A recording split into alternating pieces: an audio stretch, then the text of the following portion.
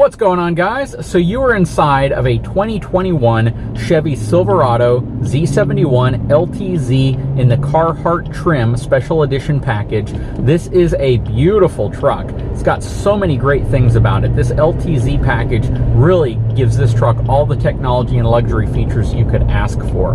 Plus, it's got that wonderful Duramax diesel, 445 horsepower, 910 pound-feet of torque, paired to a 10-speed Allison automatic heavy-duty transmission. This is absolutely a great truck, and it looks wonderful. No matter what you think about the base version of the Chevy Silverado and its looks, I can honestly tell you, once you get one of these trucks in a higher trim package, the truck absolutely changes in terms of how it appeals to you. It's just a really, really great truck. But in this video, we're going to focus more on its driving dynamics for the everyday driver, not for the folks who are going to be taking this thing extreme driving or jumping ditches or going extreme off-roading in it. This is going to be for 99.9% of folks who drive this truck, and those of you who will expect a truck like this to perform well day in and day out as an everyday driving vehicle. A lot of folks who get a truck like this will use it as their everyday drive-around vehicle, but then on the weekend they'll tow their boat, they'll tow their travel trailer, they'll tow their fifth wheel, their utility trailer, dump trailer, cargo trailer, whatever type of trailer you need to hitch up behind this. This is going to be the truck that a lot of people consider to be that perfect balance between getting a half-ton truck, which might not give them the capability they're looking for, and a dually, which might give them excessive capability, but a stance that they might not feel comfortable driving around in every day. Paired that to a firmer chassis, basically a suspension system that might be a bit jarring or a bit harsher. This truck, in its 2500 heavy-duty 3/4 ton package, is going to give you pretty much what you're looking for, but in a vehicle that's a little bit easier to maneuver and drive around every day. And I think a lot of people appreciate that, and that's one of the reasons I get so many emails from folks saying, I would love to have a dually, but I just don't feel comfortable driving it around all the time, given the fact that I'm going to lose some of that smoothness, that comfortable ride, as well as the fact that I'm going to have a wider overall truck. So again, you see a lot more of these 3/4 ton trucks driving around than you do 1-ton trucks, whether it's a single rear wheel or a dually. Most people opt for this because they want a slightly smoother ride, and these trucks really deliver on that. A lot of folks will make the argument that 3/4 ton trucks have gotten too soft, that they don't have that firmness that people are looking for, but I disagree. I really think the capabilities of these trucks far exceed what they ever have, but the comfort and the ride in these trucks is far better than it's ever been. Now, you can't compare this to a half-ton truck, and I've made that point several times. If you hop in a modern half-ton truck, whether it's a Chevy 1500, a GMC 1500, a Nissan Titan, a Tundra, a Ford F-150, a Ram 1500, those trucks all ride exceptionally smooth, especially their newest generations of them.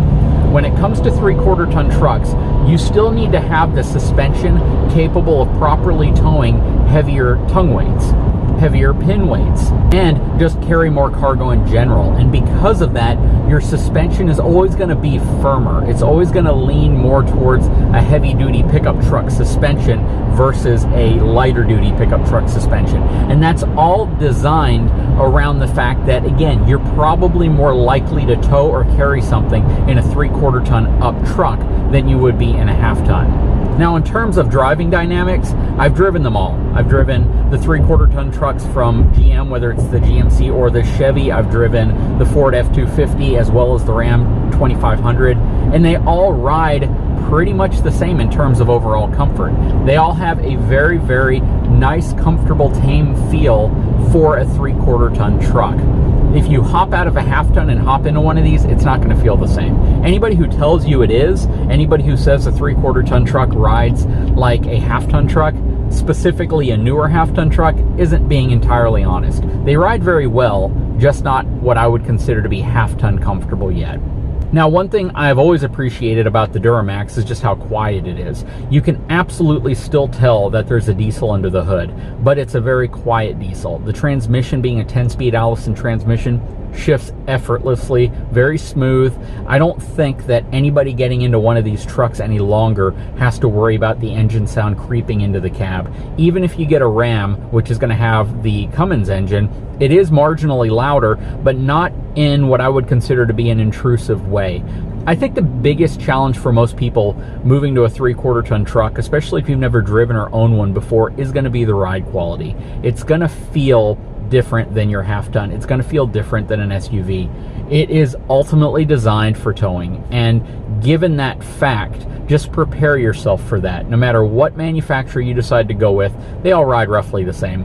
Now, GM has always kind of had an advantage in the fact that they've used an independent suspension up front versus the solid axle suspension that you get with Ram or Ford.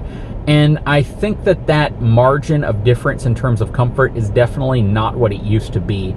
In the past, you could easily say that the GM trucks rode smoother and that they handled bumps and imperfections in the road better than their counterparts.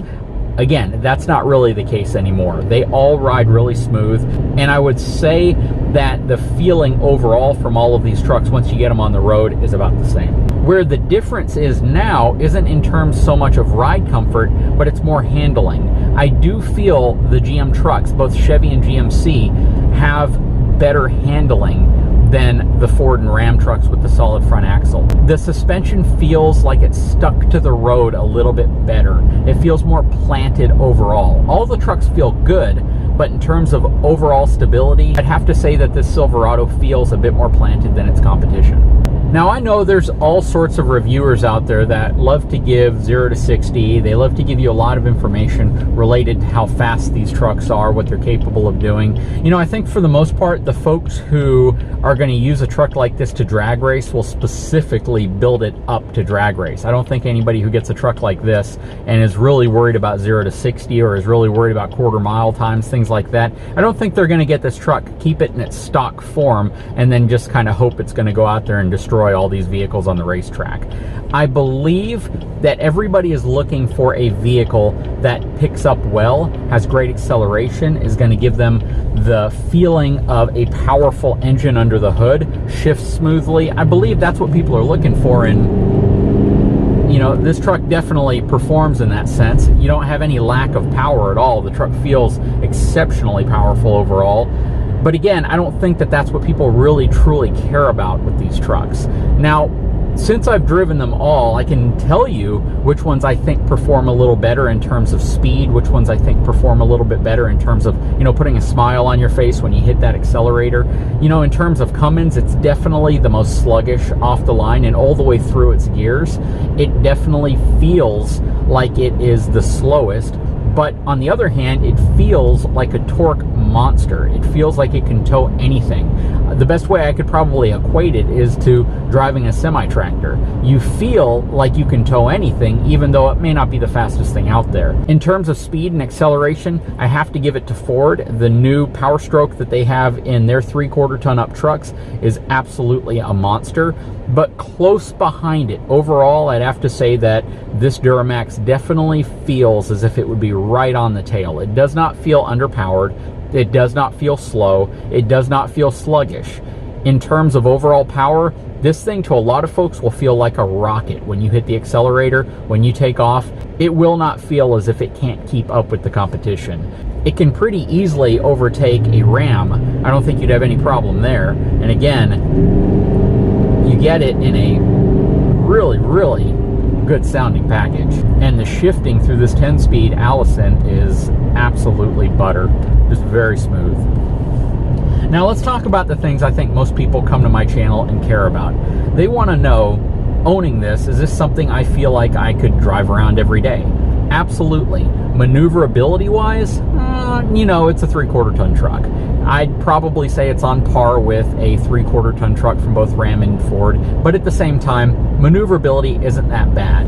Given the fact that you have so many cameras that surround the truck, I also believe that that really helps. That gives you more confidence to maneuver such a tall vehicle that's relatively wide around parking lots, around turnarounds, things like that. With these newer high trim trucks, you really shouldn't see as many of those, you know, dented lower fenders and dented lower doors where people are just maneuvering their truck around things that are sticking up out of the ground and they end up rubbing on them. I think this truck is going to be a very easy to drive truck for a lot of folks. And for me, like I said, I've spent a lot of time in these trucks. I can honestly tell you that when I sit in this truck versus the Ford versus the Ram, I still feel a little bit more sense of comfort with the seats, with the bolstering, with the overall ride in this truck than I do with Ford or Ram. This truck just kind of feels like more of a complete package, if that makes sense.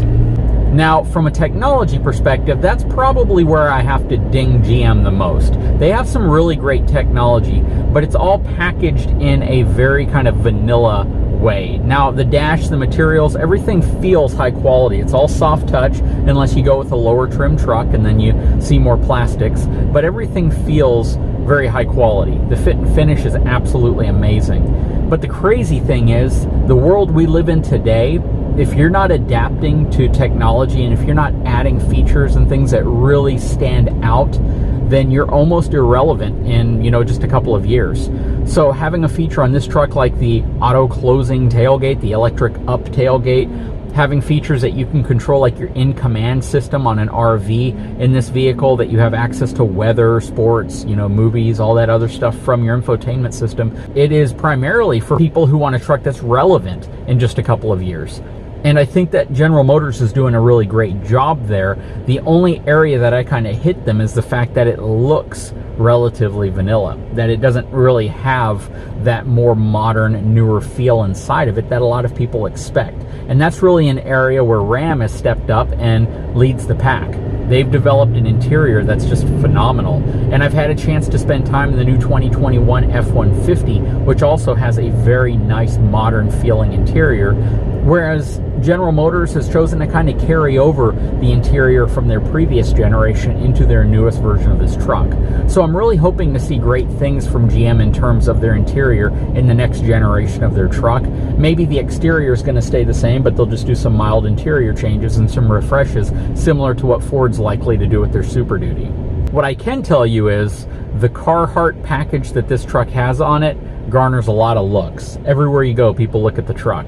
And the crazy thing is, it's not necessarily much different than a High Country. It's not much different than a Denali from GMC. But overall, just that blacked out everything except for the chrome grille, and then having the yellow pinstripes going down the side with the Carhartt badge, that bold, subtle statement really stands out to folks. It just really shows the truck well, and it's kind of cool because it's such contrast, right? This deep gloss black with these yellow pinstripes.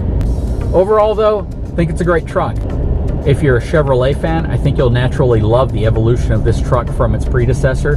If you're a GMC fan, you know, you'll probably still go the direction of GMC. But if you're a Ford or Ram fan and you're looking for a 3/4 ton or a 1-ton single rear wheel truck, you kind of owe it to yourself to shop around, look at other trucks that are out there, see what else is available, see what other people are doing, and see if there's something you don't like about your current truck, what the competition is doing to try to get your business moved over to them. Because quite frankly, it is a great time to be a truck buyer, and I really think that all of these manufacturers are hitting it out of the park. Anyways, guys, I sure hope you enjoyed this video. If you haven't had a chance, please take a moment, subscribe to my channel, give me a thumbs up, and we'll talk to you again very soon.